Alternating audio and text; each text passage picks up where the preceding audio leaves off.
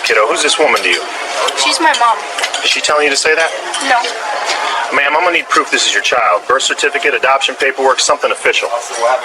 If you can't prove it right now, you could be facing charges. Possible abduction. I cooperate. Mom, what's happening? It's all right, baby.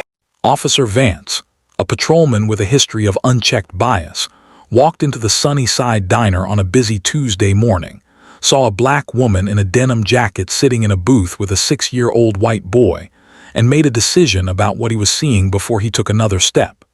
He approached Sarah Page without a single piece of evidence and without any observable sign of distress from the child. Just a black woman, a white boy, and a dangerous assumption. Pointing his finger in her face, he commanded her to step away from the child, accusing Sarah of abduction, and proceeded to arrest her without cause. What Officer Vance didn't know was that the woman he was dragging out of that booth in handcuffs was the newly elected mayor of the city, and that his decision to treat a black mother like a criminal during her sacred mourning with her son would cost him his badge, his career, and force the department to pay a staggering $7 million. Before we go further, what city or country are you watching from? Drop it in the comments. We love seeing where you're tuning in from. And if you believe a mother's love knows no color, and that a black woman adopting and raising a white child should never be treated as something suspicious, like this video and subscribe. If you're listening right now, help me prove something wrong. My mother said I wouldn't even reach 10,000 subscribers, but I believe stories like this deserve to be heard. Help me show her that these stories matter. Please subscribe to Voiceless Body Cam Files, and let's keep breathing life into stories that were never meant to stay silent. Now, let's continue. The Sunnyside Diner on a Tuesday morning sounds exactly the way you'd want it to. The sharp sizzle of bacon on the grill, the rich smell of maple syrup, the warm hum of locals chatting over coffee and toast. In the window booth, the one that had quietly become their sanctuary away from her chaotic schedule, sat Sarah Page. Dressed down in a relaxed denim jacket, she was watching her 6-year-old son, Liam, in his favorite oversized purple sweater, carefully trying to build a perfectly balanced tower out of his silver-dollar pancakes. She was letting him make a mess. Marie, their regular waitress, had already dropped off Sarah's black coffee without her having to ask. She'd also slipped an extra side of strawberries onto the table the moment they walked in, because she knew. Same as she knew their Pancake Tuesday order. Same as she knew their booth. Same as she knew the way Sarah always let Liam chat her away about his favorite cartoons before looking up at Marie with that warm, exhausted smile that said, "Whatever he wants today." Sarah Page had just been sworn in as the most powerful political figure in the city, the mayor. The heavy metal doors of the precinct hissed open, and Officer Vance marched his captive inside, his chest puffed with the misguided pride of a man who thought he was a hero. He paraded Sarah past the holding cells and into the bustling main bullpen, his grip tight on her denim jacket. He was completely blind to the sudden, suffocating silence that was sweeping across the room. Keyboards stopped clacking. Phones were left ringing. Every uniformed officer in the room froze in their tracks. At the front desk, Watch Commander Harris looked up from his paperwork. The color drained out of his face so fast he looked practically translucent. He scrambled to his feet, knocking his chair backward onto the linoleum with a loud clatter. "I need a booking room for an abduction charge," Vance announced loudly, a smug grin plastered across his face. Suspect refused to identify herself. Commander Harris didn't look at Vance. His terrified eyes were locked entirely on Sarah. "Vance," he choked out, his voice trembling in a mixture of horror and pure rage. "Take those cuffs off the mayor right now, you absolute idiot." The words echoed off the concrete walls, hanging in the dead air. Vance froze. His smug grin vanished, replaced by a sickening, breathless panic as his eyes darted from the commander to the woman in his custody. Without the context of the diner, without the blinding fog of his own prejudice, he finally really looked at her face. The campaign billboards, the inauguration broadcasts from just weeks prior, the pieces slammed together in his mind. The terrifying reality of what he had just done crushed him in real time. Before Vance could even stammer an apology, the precinct doors burst open. The chief of police, having been frantically called by Marie the waitress, rushed in, breathless and sweating. Sarah stood tall, the quiet, compliant mother from the diner instantly replaced by the commanding chief executive of the city. The immediate fallout was swift and merciless. Under the chief's furious orders, Vance was forced to unclip his duty belt and surrender his badge and gun right there in the lobby. His career evaporated in an instant. But Sarah Page wasn't just interested in firing one bad cop. She was determined to tear down the bias that allowed him to exist. The catastrophic error led to a massive, highly publicized $7 million civil rights settlement. True to her leadership, Sarah channeled the entire payout back into the city, creating a groundbreaking community policing initiative, funding mandatory, rigorous implicit bias training for every officer, and establishing a civilian oversight board. Vance's arrogance had accidentally funded the very systemic reform the city desperately needed. Yet despite the national headlines and the sweeping political victories, Sarah's true triumph was much quieter. The very next Tuesday morning, the bell above the Sunnyside diner jingled right on schedule. Sarah, relaxed in her favorite denim jacket, slid into their usual window booth. Across from her sat Liam, cozy in his oversized purple sweater, carefully balancing a strawberry on top of a fresh stack of syrupy pancakes. Marie poured the black coffee with a knowing, triumphant smile. The department had been reformed. A racist cop had been brought to justice. But in that sunny corner booth, a mother's love remained beautifully uninterrupted. The swift firing in the precinct lobby was only the beginning of Officer Vance's nightmare. Within 48 hours, Mayor Sarah Page authorized the unredacted release of his bodycam footage to the public. She didn't do it for personal revenge. She did it for absolute transparency, ensuring the city saw exactly what happens when implicit bias is handed a badge. The video hit the internet like a seismic shockwave. Millions of viewers watched in sheer disgust as Vance aggressively pointed his finger at a calm, cooperative mother, entirely dismissing the terrified cries of her 6-year-old son.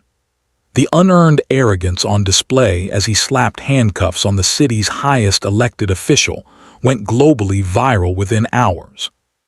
Vance's fragile ego completely crumbled under the weight of national disgrace. He frantically attempted to appeal his termination, claiming he was just following his instincts. But the police union, terrified of the public backlash and the undeniable video evidence, immediately distanced themselves. He was left entirely alone, unemployable in law enforcement anywhere in the country, his name permanently synonymous with ignorant, unchecked prejudice. When the massive $7 million civil rights settlement was finalized, Sarah didn't take a single dime for herself. Standing at a podium in front of a sea of flashing news cameras, wearing her signature denim jacket in a deliberate, powerful statement, she announced the city's new direction. The funds were placed into a public trust, directly financing a new civilian oversight board and mandating continuous, rigorous psychological and bias evaluations for every officer on the force. Justice isn't just about punishing one bad actor, Sarah's voice rang out, steady and unbreakable. It's about dismantling the culture that made him feel safe enough to act on his hate in broad daylight. Through the media storm, Liam remained her anchor. The trauma of that Tuesday morning was softened by an overwhelming wave of global support. Letters, hand-drawn cards, and countless purple sweaters were mailed to the mayor's office from other adoptive families who saw themselves in Sarah and Liam. The story of the racist cop who unknowingly arrested his own mayor serves as a stark, unforgettable reminder. Authority does not equal righteousness, and prejudice will always orchestrate its own destruction.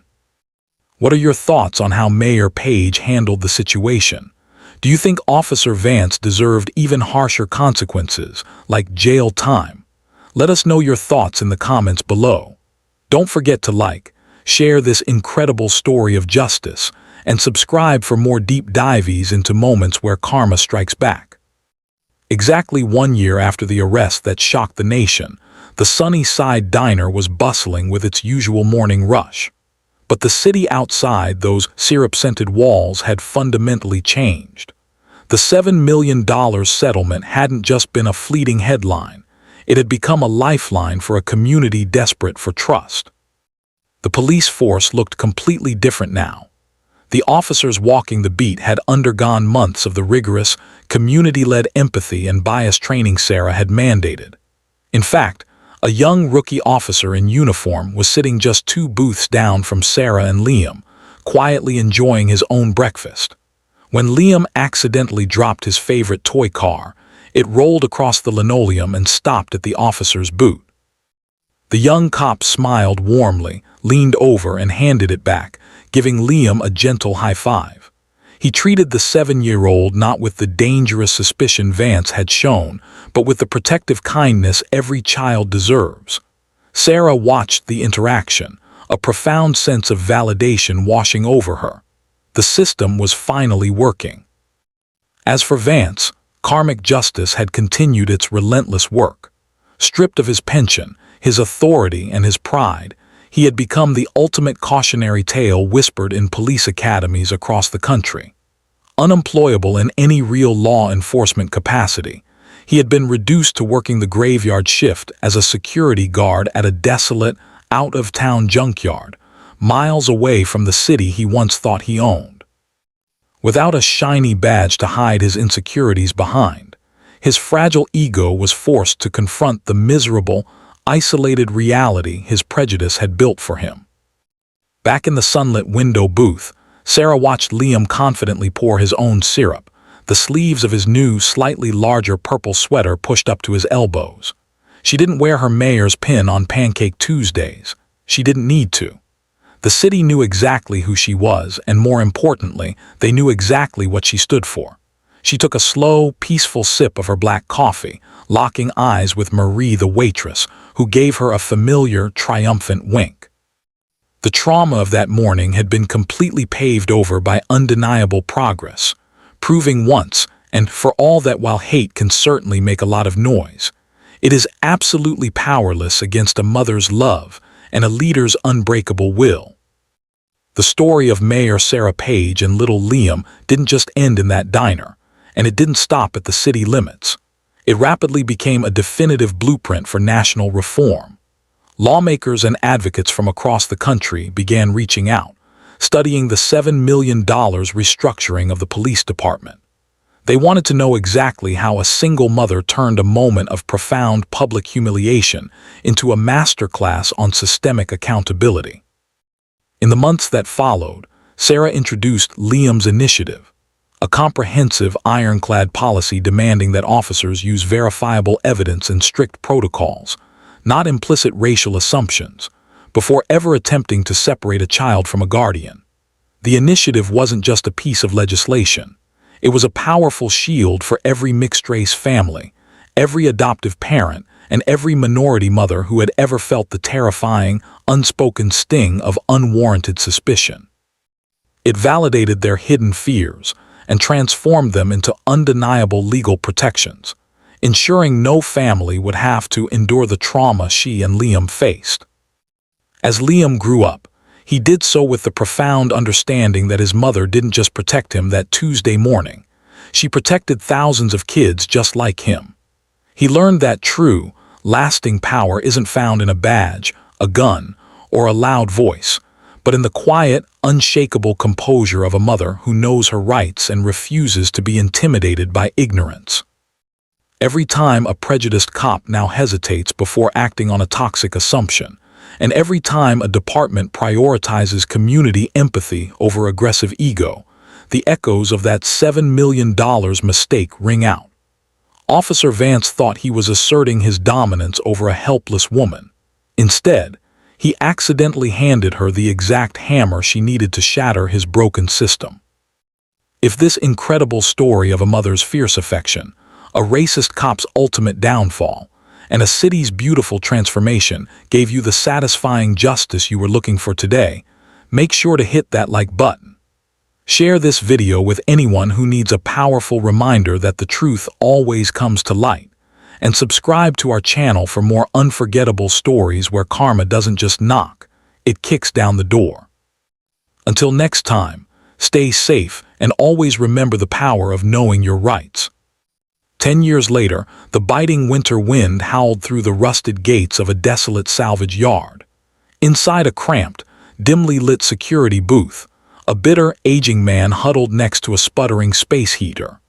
Vance, long stripped of his badge, his pension, and his pride, stared blankly at the small, flickering television resting on his cluttered desk.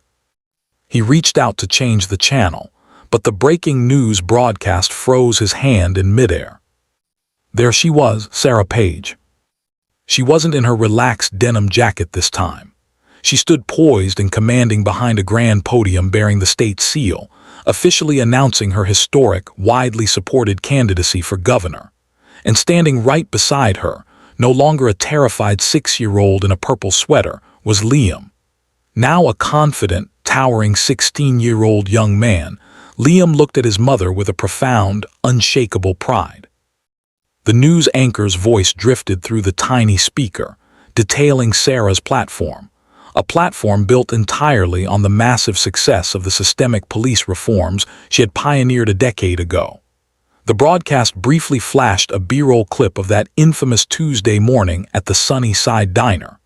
The pixelated image of Vance's own aggressive, pointing finger flashed on the screen, a permanent digital monument to his own ignorance.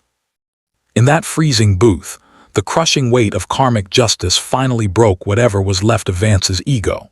He wasn't a hero. He wasn't a protector.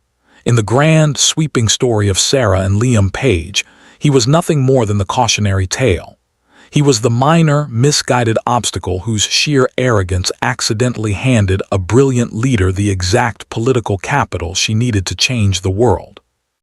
Vance reached out and turned off the TV, plunging his tiny booth into darkness, entirely alone with his regrets. Meanwhile, miles away in the brightly lit state capitol, the flashbulbs popped, and the crowd roared for a mother and son whose bond had withstood the absolute worst of society and emerged victorious. The universe has a spectacular way of balancing the scales. When prejudice tries to humiliate you and pull you out of your seat, sometimes it only succeeds in pushing you onto a much bigger stage. If you love seeing justice served cold and a mother's love validated in front of the whole world, leave the word justice in the comments below. As the deafening applause faded inside the state capitol, Liam stood backstage, adjusting the collar of his suit. He was 16 now, a lifetime away from the terrified little boy in the oversized purple sweater who had cried over a plate of syrup-soaked pancakes. But he remembered every single second of that Tuesday morning. He remembered the cold fear when the officer's shadow fell over their booth, and the cruel metallic click of the handcuffs clamping down on his mother's wrists. Most importantly, though, he remembered her eyes. In the middle of the most humiliating, terrifying moment of their lives, Sarah had looked at him with a quiet, unshakable promise that everything was going to be all right. She hadn't just kept that promise to him, she had kept it to the entire state. The $7 million settlement had long been spent, transformed from a symbol of racist police misconduct into community centers, youth mentorship programs, and the strictest law enforcement accountability laws in the country. Vance's legacy of prejudice was completely paved over, replaced entirely by the undeniable progress of the Page administration. Later that evening, long after the political press had gone home and the campaign managers had packed up their briefcases, Sarah quietly slipped out of her tailored blazer and pulled a worn, familiar denim jacket from the trunk of her car. She looked over at Liam, offering that same warm, exhausted smile she had given him for over a decade.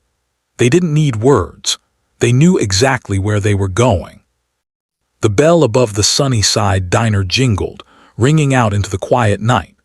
Marie, now the proud general manager of the establishment, already had their window booth wiped down and waiting. 2 steaming mugs of coffee and a towering plate of silver-dollar pancakes were set on the table before they even sat down. The world outside those glass windows had fundamentally changed, reshaped by a mother's fierce intellect and a complete refusal to be a victim of systemic bias. But inside that booth, nothing had changed at all.